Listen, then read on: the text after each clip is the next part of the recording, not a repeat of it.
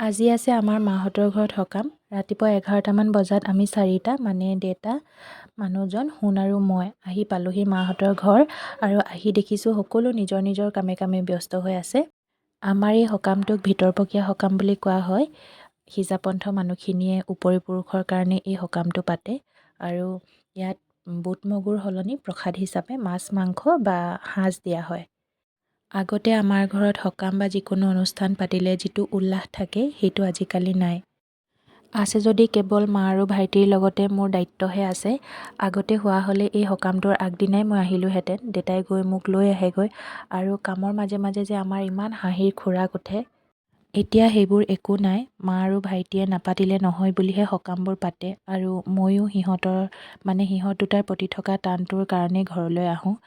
আৰু ইফালে আমাৰ সকামৰ শেষ পৰ্যায় আৰু আহিবৰ সময়ত এনেকৈ ফটো দুখনমান উঠি ল'লোঁ আৰু আপোনালোকৰ লগতো শ্বেয়াৰ কৰিলোঁ।